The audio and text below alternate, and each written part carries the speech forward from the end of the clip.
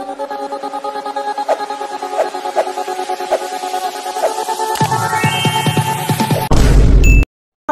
இன்னைக்கு வீடியோல எந்த விஷயத்தை பத்தி பேச போறோம், யாரை பத்தி பேச போறோம் அப்படின்னு சொல்லி கேட்டோம் அப்படின்னா, நேற்று வந்து இன்டர்நெட்ல அதிக அளவில் தேடப்படக்கூடிய ஒரு பெயரா வந்து பார்த்தோம் அப்படின்னா விக்னேஷ் புத்தூர் அப்படின்னு சொல்லக்கூடிய ஒரு பெயர் மாறி இருக்கு அப்படின்னே சொல்லலாம். ஏன்னா நம்மளால செஞ்ச சம்பவம் அப்படியே அப்படின்னு வந்துட்டு தான் சொல்லணும். ஏன்னா எல்லா டீமுமே வந்துட்டு நம்ம பார்த்தோம் அப்படின்னா ரிவ்யூ அப்படின்றது ஐபிஎல் ஸ்டார்ட் ஆகிறதுக்கு முன்னாடியே பண்ணியிருக்கோம். எந்தெந்த டீமுக்கு எது பிளஸ் மைனஸ் அப்படின்னு சொல்லிட்டு நம்ம மட்டும் இல்லாமல் பார்த்தோம் அப்படின்னா இந்த ஐபிஎல் திருவிழா அப்படின்றது ஸ்டார்ட் ஆகும்போது பல ஜாம்பவான்கள் வந்துட்டு பார்த்தோம் அப்படின்னா இந்த டீம்ல இந்த மைனஸ் இருக்கு, இந்த பிளஸ் இருக்கு, இந்த டைம் இவங்க கப்படிக்கிறதுக்கான வாய்ப்பு இருக்கு, இவங்க பிளே ஆஃப் போறதுக்கான வாய்ப்பு இருக்கு அப்படின்னு சொல்லிட்டு அவங்களுடைய கணிப்புகள் அப்படின்றத சொல்லுவாங்க.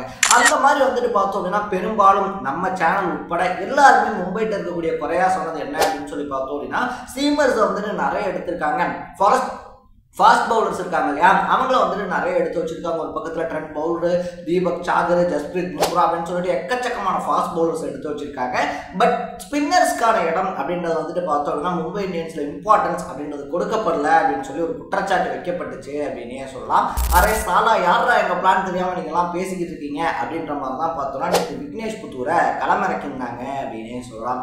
அது வரைக்கும் அப்படி ஒரு பேர் வந்துட்டு பார்த்தோம்னா நம்ம பால்டன்ஸ்ல கேள்விப்பட்டதே கிடையாது. பயமுள்ள பார்த்தோம் அப்படின்னா ஒரு 8வது ஓவர்லாம் உள்ளே வராரு அப்படின்னு சொல்லலாம். அதுக்கு முன்னாடி வரைக்கும் வந்துட்டு பார்த்தோம் அப்படின்னா சென்னை கண்டிப்பா ஜெயிச்சுடா அப்படின்னு சொல்லி இருந்த ஒரு சிச்சுவேஷனை லைட்டா ஷேக் பண்ணி பார்த்தாரு அப்படின்னு தான் சொல்லணும். ஏன்னா வந்த உடனே பார்த்தோம் அப்படின்னா ருத்ராஜ் கெய்க்வாடினுடைய விக்கெட் அப்படின்றத எடுத்திருந்தாப்புல ஏதோ லக்ல எடுத்து விட்டாங்களோட பைபிள் அப்படின்னு சொல்லும்போது பார்த்தோம் அப்படின்னா அடுத்து வந்த 10வது ஓவர்ல சிவம் துபையினுடைய விக்கெட், அதுக்கப்புறமா பார்த்தோம் அப்படின்னா தீபக் ஹூடாவினுடைய விக்கெட் அப்படின்னு சொல்லிட்டு 3 முக்கியமான மெயின் பில்லர்ஸ் விக்கெட் எடுத்து பார்த்தோம் அப்படின்னா நானும் ஏரியாவில் கெத்து தாண்டா அப்படின்ற மாதிரி காமிச்சிருந்தாரு அப்படின்னே சொல்லலாம். ஸோ மேட்ச் முடிஞ்சோடனே பார்த்தோம் அப்படின்னா டோனி இருக்கார் இல்லையா, டோனியே போய் பாராட்டுற அளவுக்கு வந்துட்டு அந்த பயபுள்ளையோட இன்னிங்ஸ் இருந்துச்சு அப்படின்னு தான் சொல்லணும். ஒரு பக்கத்தில் டோனி, ஒரு பக்கத்தில் ரோஹித் சர்மா பாராட்டினதுனால ஒரே நாளில் விக்னேஷ் புத்தூர் ஹீரோ ஆயிட்டாரு அப்படின்னே சொல்லலாம்.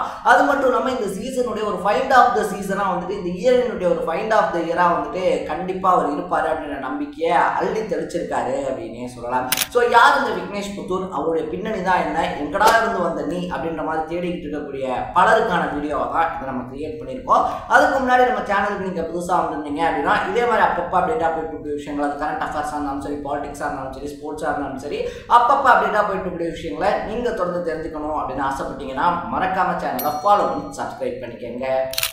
ஸோ யார் தான் இந்த விக்னேஷ் புத்தூர் அப்படின்னு சொல்லி தேடி பார்த்தோம் அப்படின்னா சொல்லிக்கக்கூடிய அளவுக்கு பெரிய ரெக்கார்ட்ஸ் எதுவுமே இல்லை அப்படின்னே சொல்லலாம். கேரளாவில் இருக்கக்கூடிய மலப்புரம் இருக்கு இல்லையா, அந்த பகுதியை சேர்ந்த ஒரு பையன் அப்படின்னு வந்துட்டு சொல்கிறாங்க. ஸோ சின்ன வயசுலேருந்து அவருடைய 10 வயசுலேருந்தே வந்துட்டு பார்த்தோம்னா கிரிக்கெட் அப்படின்றத விளையாடிக்கிட்டு இருக்காரு. கிரிக்கெட் தான் தன்னுடைய கெரியர் அப்படின்றதையும் அவர் சூஸ் பண்ணிக்கிறாரு.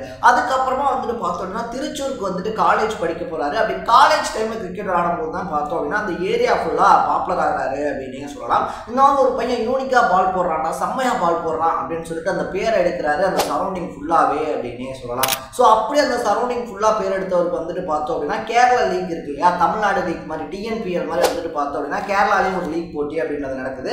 அதில் வந்துட்டு பார்த்தோம் அப்படின்னா அலப்பி ரிப்பிள்ஸ் அப்படின்னு சொல்லக்கூடிய ஒரு டீமுக்காக ஆடுறாரு. அந்த டீமுக்காக வெறும் 3 மேட்ச் தான் ஆடி இருக்காரு. அதில் 2 விக்கெட் எடுத்திருக்காரு. அந்த டைம்ல தான் வந்துட்டு பார்த்தோம் அப்படின்னா மும்பை நிர்வாகத்தினுடைய கண்ணில் படுறாரு அப்படின்னே சொல்லலாம்.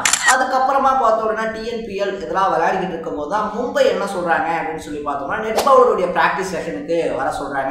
சரி வந்து நீங்க பால் போடுங்க அப்படின்னு சொல்லிட்டு அந்த பால் போடும்போது வந்துட்டு பார்த்தோம் அப்படின்னா பிராஸ் ஆம்ரே ஜெயவர்தனே அப்படின்னு சொல்லக்கூடிய 2 பெரிய ஜாம்பவான்கள் வந்துட்டு நம்ம விக்னேஷ் புத்தூரை ஜட்ஜ் பண்றாங்க.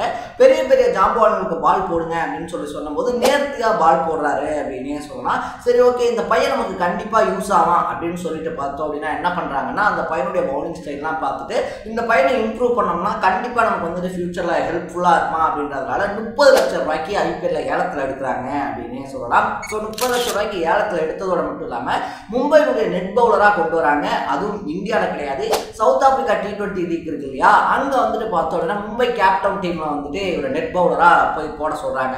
அதுவும் தங்களுடைய சொந்த செலவுலேயே பார்த்தோம் அப்படின்னா சவுத் ஆப்பிரிக்காவுக்கு அனுப்பி வைக்கிறாங்க.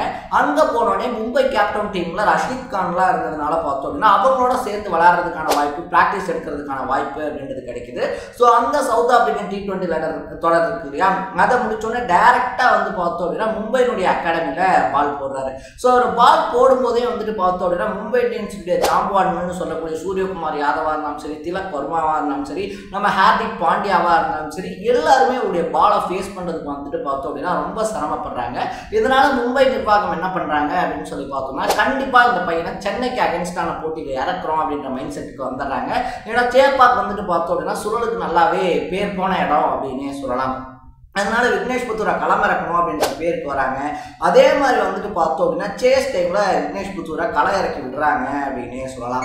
வந்த உடனே பார்த்தோம் அப்படின்னா எல்லா கமெண்டேட்டர்ஸ்லேருந்து எல்லாருமே வந்துட்டு என்னடா மும்பை லூசு பயிரலாம், இந்த மாதிரி ஒரு அண்டர் ப்ரெஷர் இதில் வந்துட்டு ஒரு ப்ரெஷரை இறக்கி விடுறாங்க அப்படின்னு சொல்லிக்கிட்டு இருக்கும்போதே ஆஃப் செஞ்சுரி இருக்கு இல்லையா, ஆஃப் செஞ்சுரி போட்டு அதிரடியாக விளையாடிக்கிட்டு இருந்த ருத்ராஜனுடைய விக்கெட்டை எடுத்து சே மை நேம் அப்படின்ற மாதிரி பார்த்தோம் அப்படின்னா யாரு அப்படின்றத காட்டுறாரு அப்படின்னே சொல்லலாம். அடுத்தடுத்து நான் முன்னாடியே சொன்ன மாதிரி 2 மெயினான விக்கெட்ஸ் அப்படின்றத எடுத்தோடனே கிரவுண்டே ஒரு நிமிஷம் ஆடி போச்சு அப்படின்னு தான் சொல்லணும். என்னடா இவன் பட்டு மெயினான விக்கெட்ஸ் தான் எடுத்துக்கிட்டு இருக்கான், ஒருவேளை மேட்ச் கையை விட்டு போயிருமோ அப்படின்ற மாதிரி ஒரு தாட்டும் கொண்டு வந்திருந்தாரு அப்படின்னே சொல்லலாம். ஸோ எங்ககிட்டயாடா ஸ்பின்னர் இல்லைன்னு சொன்னீங்க, எங்ககிட்டயும் ஆள் இருக்கு அப்படின்னு சொல்லிட்டு விக்னேஷ் புத்தூரை ஒரே நாளில் பார்த்தோம் அப்படின்னா மும்பை டீம் ஹீரோவா மாத்திருக்காங்க அப்படின்னே சொல்லலாம். ஸோ எனக்கு வந்துட்டு பார்த்தோம் அப்படின்னா என்னதான் சென்னை சூப்பர் கிங்ஸ் வந்துட்டு ஃபேவரட் டீம், என்னுடைய சப்போர்ட் அப்படின்றத வந்துட்டு சென்னை சூப்பர் கிங்ஸ்க்காக இருந்தாலும் கூட எனக்கு வந்துட்டு இந்த பால்டன்ஸ் கிட்ட இந்த விஷயம் ரொம்ப பிடிக்கும் அப்படின்னே சொல்லலாம். ஸோ ஒருத்தர்கிட்ட டேலண்ட் இருக்கு அப்படின்றத பால்டன்ஸ் இருக்காங்க இல்லையா, பால்டன்ஸ் டீமா இருந்தாலும் சரி, இல்லை மும்பை நிர்வாகமா இருந்தாலும் சரி,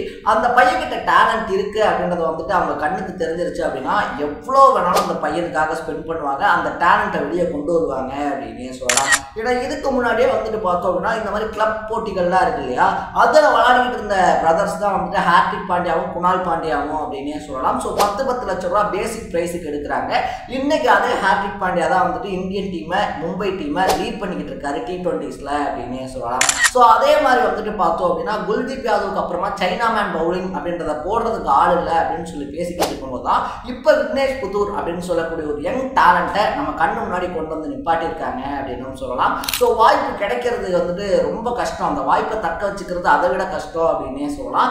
அந்த மாதிரி தனக்கு கிடைச்ச வாய்ப்பு இருக்கு இல்லையா, அதை தக்க வைக்கிறதுக்கு என்ன வேலை செய்யணுமோ அதை விக்னேஷ் புத்தூர் நேற்று கரெக்டாக பண்ணியிருக்காப்ல அப்படின்னு சொல்லலாம். ஸோ நேற்று வந்துட்டு சேப்பாக்லேயே 3 விக்கெட் எடுத்து மிரட்டி விட்டதுனால இனி வரக்கூடிய மேட்சஸ்ல விக்னேஷ் புத்தூருக்கு கண்டிப்பாக இடம் இருக்கும் அப்படின்னு சொல்லி ஒரு பேச்சும் வர ஆரம்பிச்சிருக்கு. இதே மாதிரி பவுலிங் போடுறாரு அப்படின்ற பட்சத்தில் சைனா மேன் பவுலிங்ல குல்தீப் யாதவுடைய பிளேஸை ரிப்ளேஸ் பண்ணுறதுக்கும் ஒருத்தர் கிடைச்சிட்டாண்டா அப்படின்னு பேச ஆரம்பிச்சிருக்காங்க. ஸோ நேற்று நீங்கள் மேட்சை பார்த்துருந்தீங்க அப்படின்னா விக்னேஷ் புத்தூர் இருக்கார் இல்லையா, அவருடைய பவுலிங்கை பற்றி நீங்கள் என்ன நினைக்கிறீங்க அப்படின்றத கமெண்ட்ல போட்டு இதே மாதிரி அப்பப்போ அப்டேட்டாக போயிட்டு விஷயங்கள், அது கரண்ட் அஃபேர்ஸாக இருந்தாலும் சரி, பாலிடிக்ஸாக இருந்தாலும் சரி, ஸ்போர்ட்ஸாக இருந்தாலும் சரி, அப்பப்போ அப்டேட்டாக போயிட்டு விஷயங்களை நீங்கள் தொடர்ந்து தெரிஞ்சுக்கணும் அப்படின்னு ஆசைப்பட்டீங்கன்னா மறக்காம சேனலை ஃபாலோ பண்ணி சப்ஸ்கிரைப் பண்ணிக்கோங்க. நாளைக்கு இதே மாதிரி இன்னொரு இன்ட்ரெஸ்டிங்கான வீடியோட சந்திக்கலாம். Tata, bye by.